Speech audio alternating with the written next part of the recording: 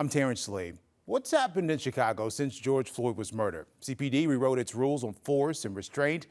The Justice Department is suing the city over discriminatory hiring. Mental health clinics reopened and crisis teams now respond to emergencies without police. 5 years later, the policies look different, but the pain, the uncertainty still run deep. So we're listening to the people still living with the impact and asking what's truly changed and what hasn't.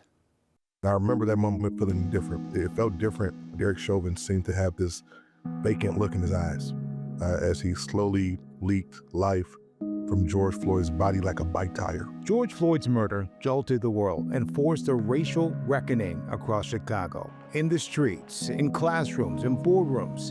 Illinois State Representative Cam Buckner says that reckoning reached the Capitol. We passed here the most comprehensive criminal justice reform bill in the entire country.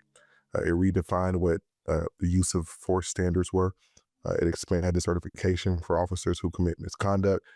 It mandated body cams. But some new laws didn't come before more loss. Last summer, Sonia Massey called 911. A Sangamon County Sheriff's deputy with a history of misconduct responded. He'd been fired from past departments, once clocked at 110 miles per hour during a chase and ignored commands to stop. He was hired anyway. He shot and killed her in her kitchen. That's what led Buckner to file legislation closing loopholes in police hiring. Legislation Massey's family helped him pass. This man should have never been given a gun and a badge to kill my child. No one applied for this fraternity that your child would be taken away through the good old boy system. While Illinois presses forward, Buckner says the federal government is pulling back. Consent decrees are court-enforced reform agreements between cities and the Justice Department. They're designed to correct patterns of unconstitutional policing, but the Trump administration just announced plans to cancel them in several cities, undoing oversight tied to George Floyd's death. Of course, it is predictable that they would move for a dismissal the very same week that George Floyd was murdered 5 years ago. Minneapolis is serious about our commitment to police reform, even if the President of the United States is not. You don't get to just drape local control over unconstitutional conduct and call it justice. It's wrong, and we'll continue to fight it. The movement didn't stop at police departments. In 2020, companies pledged big investments in DEI, diversity, equity, and inclusion. Dr. Lauren Tucker has spent her career helping businesses make those promises real. I had clients that didn't respond well. The employers didn't respond well, and employees walked out. Tucker says DEI became a buzzword instead of a business practice. When many of these employers took their foot off the gas of diversity or DEI, they also really surreptitiously took their foot off the gas of managing talent in a compassionate, empathetic way. And Tucker says now there's a broader effort to dismantle DEI, like the Justice Department investigation into the hiring practices of Chicago Mayor Brandon Johnson. You know, as far as, the president's animus towards women, people of color, working people, we have always known who he has been. This is not a surprise. He's a monster. Mental health professionals say those national shifts aren't just political, they're personal. Clinical psychologist Dr. Cynthia Langtu says the trauma of Floyd's murder still lingers in the Black community. I never watched the videos, still haven't. I will never watch. It's not for me. And I get why some people have, but I know that part of what I was doing is protecting myself by not watching. But I remember feeling ill, and I remember being a Black mother, being front and center. And then I remember thinking, what am I going to tell my children?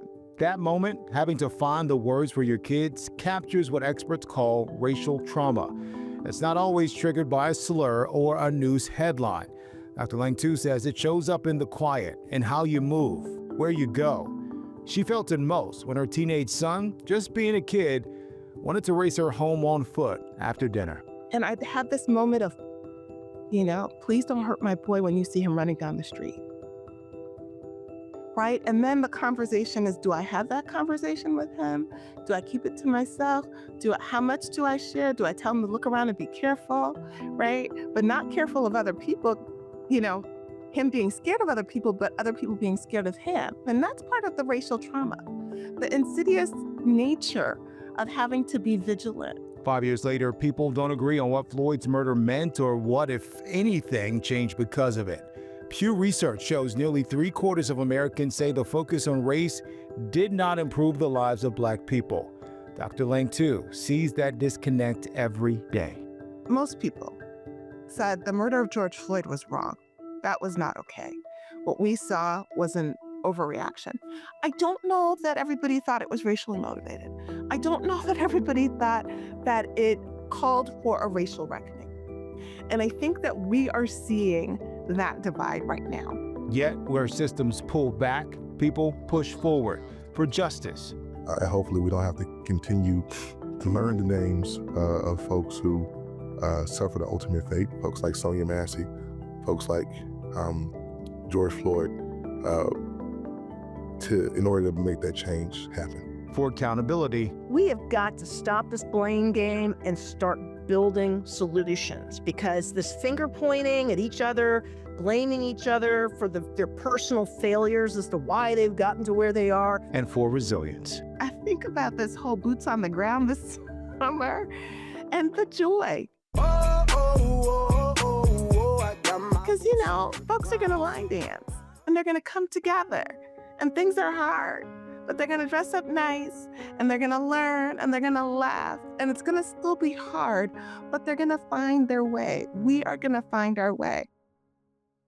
What's next won't come from courtrooms or campaign promises alone. It will come from how we show up for truth, for equity, and for each other. Because in Chicago, the test isn't whether we remember, it's whether we choose to build something better.